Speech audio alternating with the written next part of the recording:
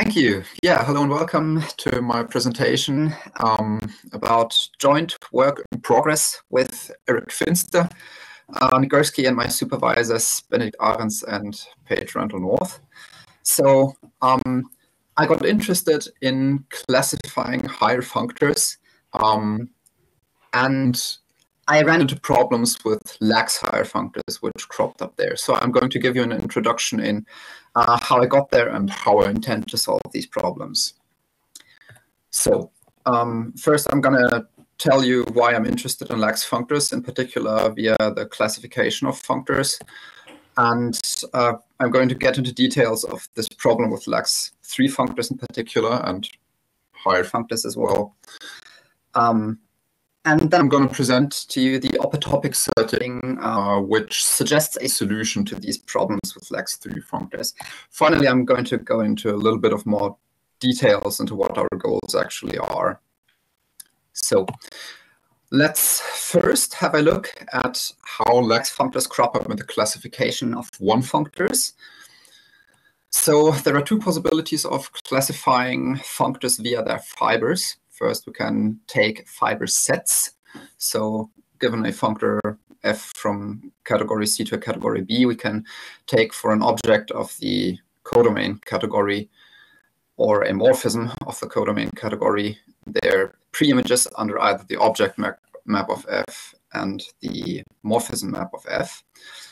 And given that, the preimage of a morphism corresponds to the tip of a span over the preimages of its domain and codomain via the source and target maps of the category C. So essentially, we can assign to a morphism in the codomain category a span. Then we can assign to this functor f a lax functor from the discrete bicategory over B into the bicategory of spans, where the object map is just given by taking preimages, and the morphism map is just given by the construction that I've just presented above. And the coherence maps are given by composition and identities. So overall, this corresponds to an equivalence of bicategories of the slice of cat over B and the lax functors from B into the bicategory of spans. In this way, one-functors between ordinary categories are classified by the bicategory of spans. That's what I mean by classification in this setting. And if we unfold the definition of a lax functor between bicategories in this case, we receive the notion of a displayed category over B, and this is going to be important later when we try to generalize this to one dimension higher. There is another way to assign fibers, though. We can take fiber categories. Given the same functor, we can assign to an object B in the codomain category the category where the objects are given by just the preimage of B under the object map, and the morphisms are the preimage of the identity on B under the morphism map. The rest of the structure is just given by the category C. Then, if we have a morphism in the codomain category, it's not as obvious which structure this morphism induces. Earlier, we had spans. In this case, it corresponds to a profunctor. So a morphism B from B to B prime induces a profunctor between the fiber categories over its domain and codomain, i.e. a set-valued functor from the dual of its first argument to times its second. And this profunctor maps objects C prime and C in the fibers to the set of morphisms between C prime and C over the morphism B. And it acts on morphisms in the fibers by just composing them to the morphism over B. And analogously to before, this induces an equivalence between cat over B and the normal Lax functors from B into the bicategory of Prof functors, where by normal we mean that it strictly preserves identities. So, phrasing this as above, one functors between usual categories are classified by the bicategory of Prof functors as well, where first we had a Lax classification via spans, and now we have a normal Lax classification via Prof functors. And this example is in particular relevant because this generalizes the usual Grothendieck construction for fibrations. And by imposing conditions on the right-hand side, for example, having the Lax normal functors be actually pseudo-functors, or having them factor through either inclusions of the bicategory of categories into the bicategory of Prof functors, we get different sorts of generalized fibrations, such as prefibrations or conditional functors. We can toy around a lot more on the right-hand side and get relevant notions on the left-hand side. That's the point. So the original problem was to generalize this to one dimension higher. So can we get a useful notion of generalized fibrations of bicategories?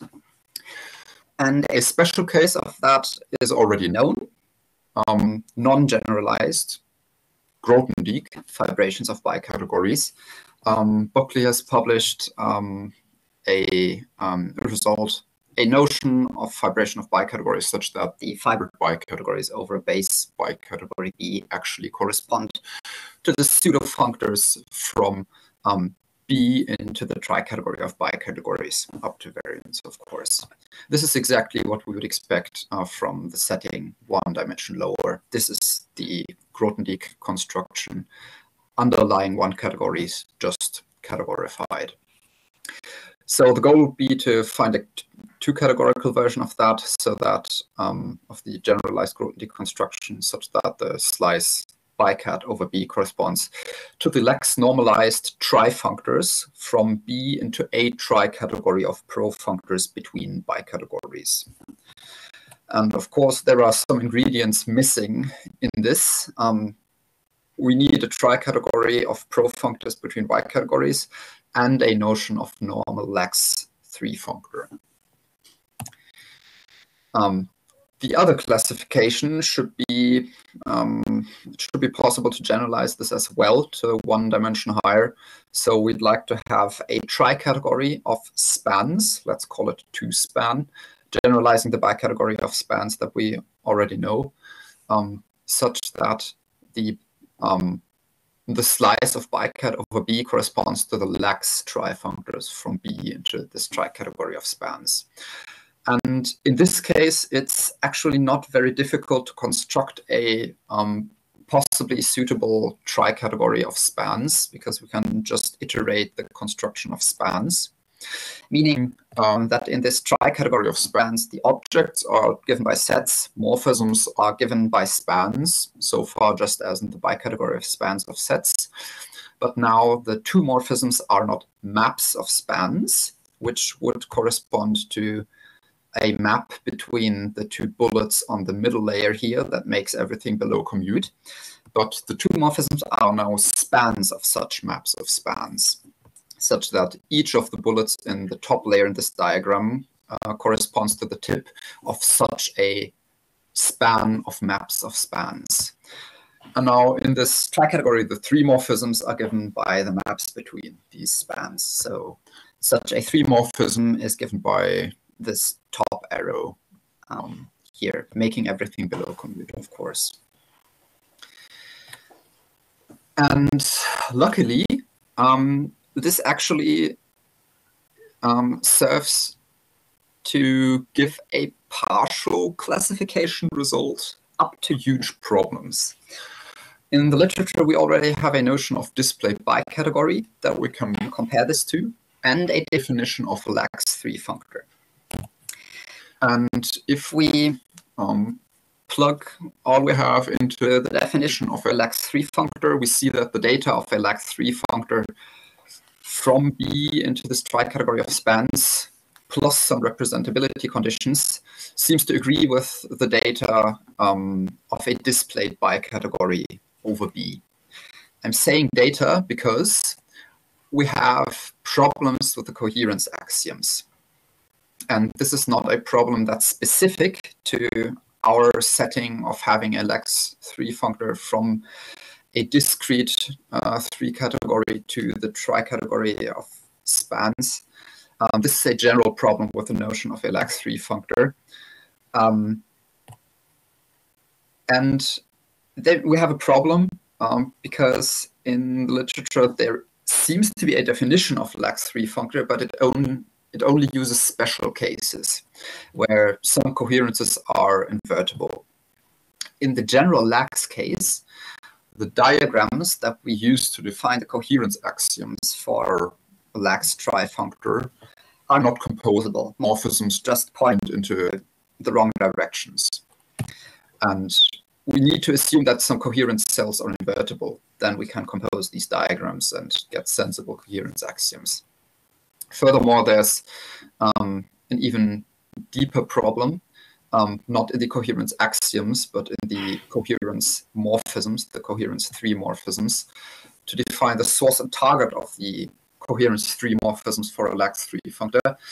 We need to compose diagrams consisting of Lax functors and transformations.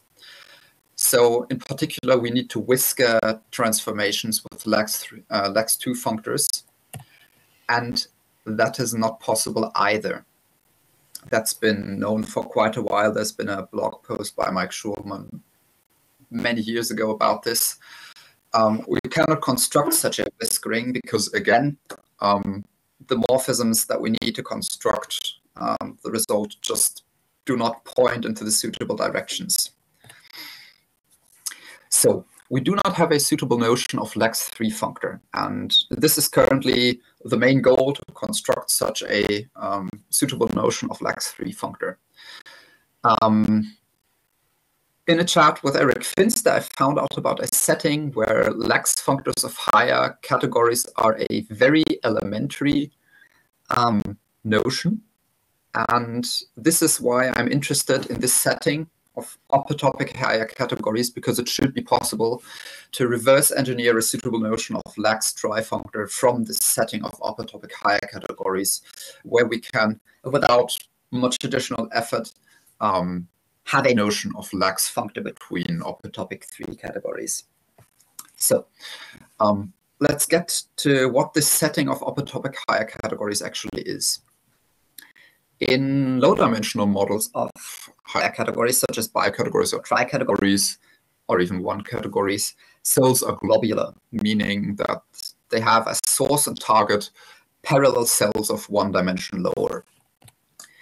In the opetopic setting, each cell has the shape of an opetope instead of a globe, and an opetope has as its source a pasting diagram of opetopes one dimension lower, and not just a single cell. So the n+1 globe has as domain and codomain the n globe, whereas an n+1 opetope has as domain a pasting diagram of n opetopes, and as codomain still a single n opetope.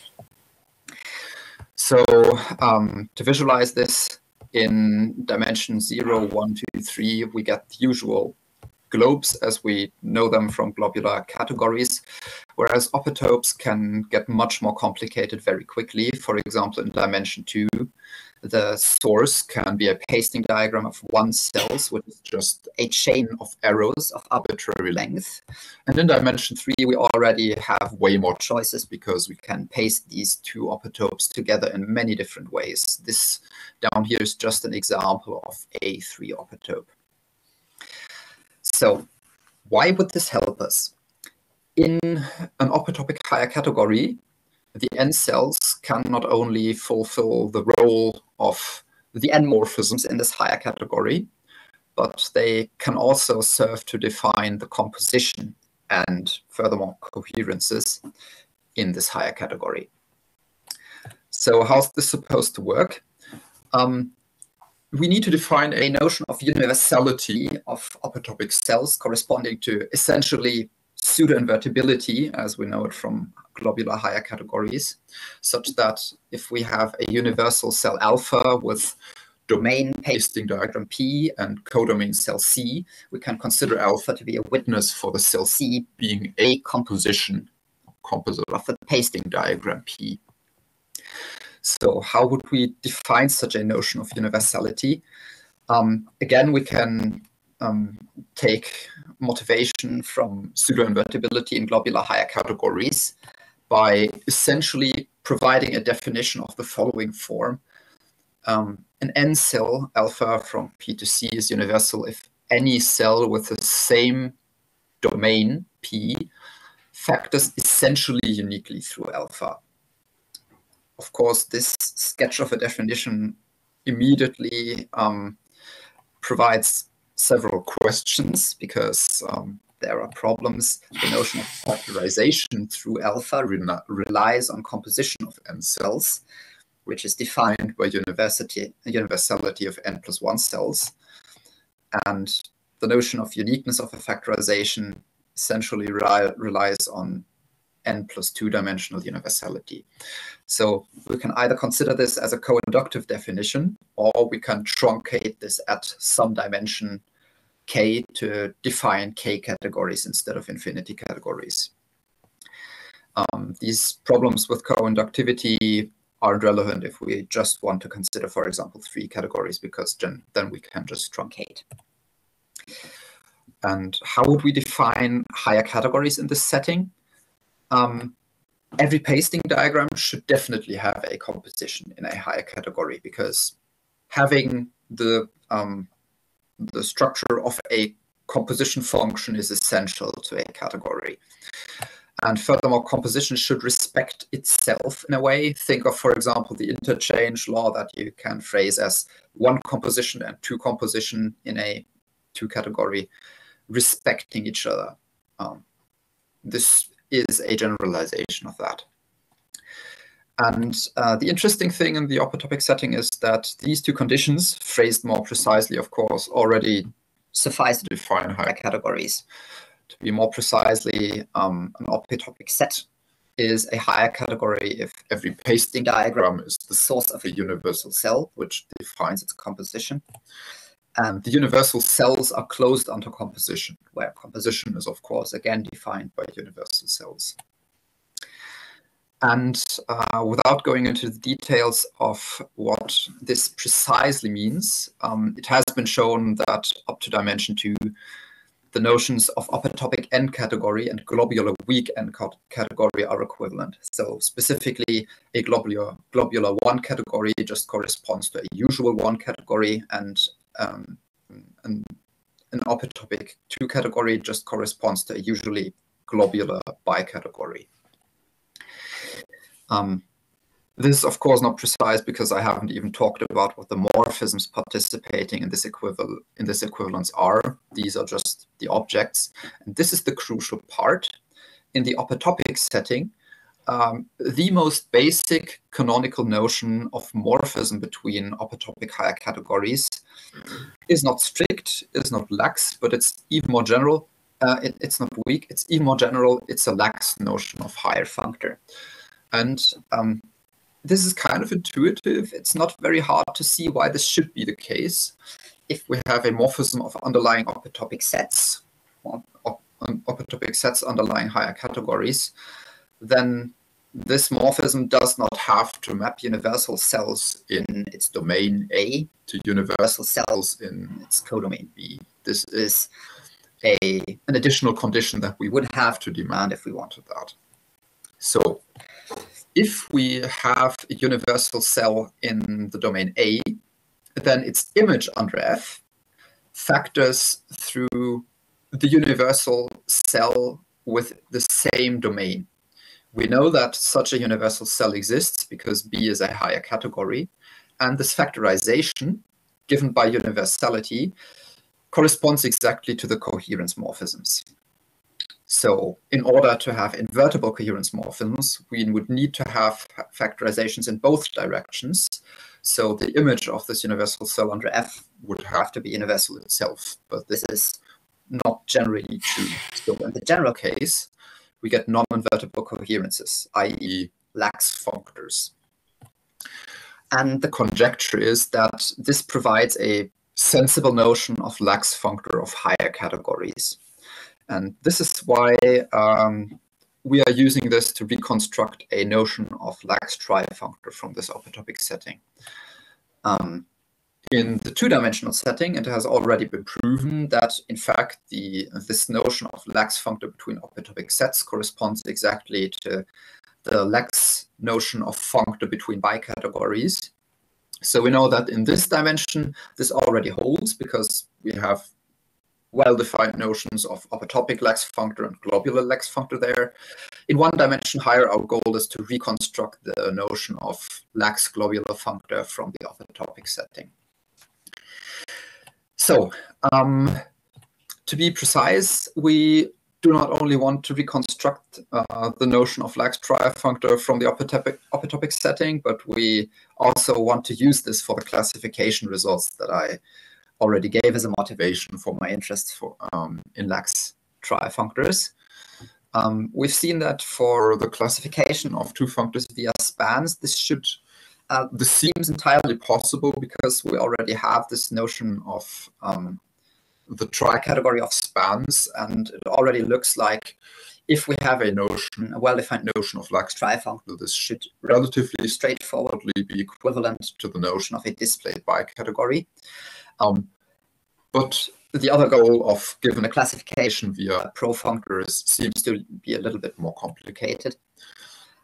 Furthermore, it might be possible to do this in the opetopic setting directly. Why reconstruct a notion of Lax functor from the opetopic setting, transfer it into the globular setting to classify globular functors? It might be possible to directly classify opetopic functors. And also, if we are able to reconstruct a notion of Lax trifunctor from the opetopic setting, this more or less comes down to providing a nerve of globular tricategories, the opetopic nerve of globular tricategories, and the associated nerve realization adjunction should furthermore provide us with more interesting structure, because this adjunction should exactly correspond to a Lax classifier, where this is in analogy to Richard Garner's classification of weak higher functors in terms of strict higher functors, meaning that we should be able to, using this adjunction, construct from every tricategory T or opetopic higher category another one, T prime, such that the Lax functors from T into another category S correspond exactly to the strict functors from T prime into S. This is interesting because for now, this has been given for weak functors, not Lax functors, and this has served to define weak functors for higher categories where we only have an intrinsic notion of strict functors. But using this, it might be possible to also define Lax higher functors in these settings. For example, definitions of higher categories using globular operands, like the Bertanen-Lehns definition. So yes, all this is work in progress, and we hope to be able to provide concrete results for at least our main goal soon. Thank you for your attention. These are some of the sources that I cited.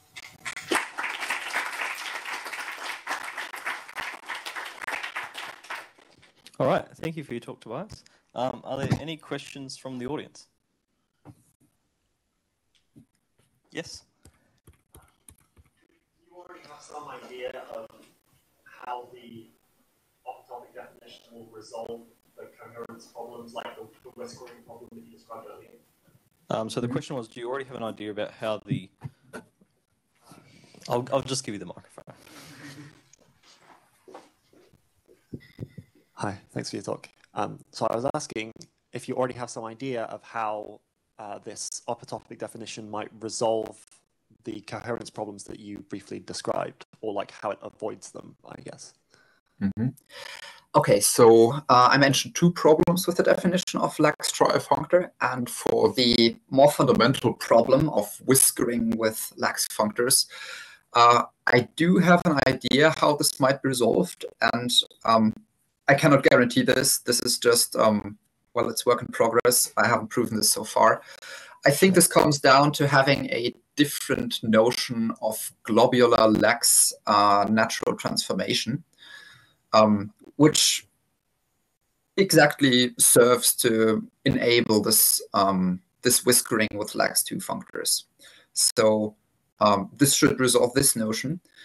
I'm not entirely sure what happens to the coherence axioms, but it should essentially just provide us with a different set of coherence axioms that in the invertible case, where we're talking about weak trifunctors, should be equivalent to the definition given in the literature.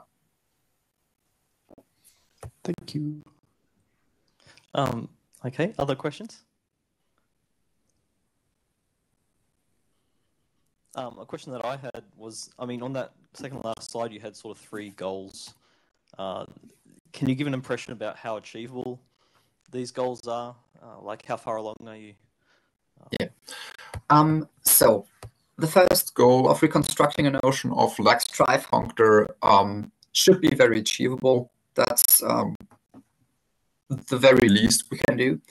And achieving this classification of 2 functors via spans should follow relatively immediately. Giving a classification via profunctors might turn out to be more difficult because, well, to define the notion, a suitable notion of profunctor between bicategories, and making this into a tricategory might just be a lot of work and a lot of, well, proof with a lot of structure. So I can't really say much about this. Classifying opetopic functors, I can't really say much about how difficult this is going to be. Well, we have some ideas of how this might work, but it's definitely the case that the approach from the globular setting doesn't directly transfer to the opetopic setting. About the last goal, I wasn't really convinced that this was achievable until a couple of weeks ago. But we actually have some ideas about this now, and it seems like this might actually be more achievable than the second goal about classifying opetopic functors directly. Yeah. Okay, great. Thank you. Any other final questions? Yes? Thanks. So I was wondering if there was a chance for the definitions of higher categories in the opetopic setting to transfer in the globular setting for higher dimensions than 3? Yes, in theory, this should be possible. The problem is that in the globular setting, of course, from dimension 4 on, it's barely possible to write down an explicit definition of globular n category. So this would probably have to stay a somewhat implicit definition. But yes, it should more or less be possible to provide families of coherence axioms for globular n categories from the opetopic setting. There are explicit notions of globular higher categories, for example, the Bartanian-Leinster definitions, and providing an equivalence between these notions and opetopic higher categories would more or less come down to constructing a globular notion of higher category from the opetopic setting, a suitable one. Thank you. Okay, I think we should thank our speaker again.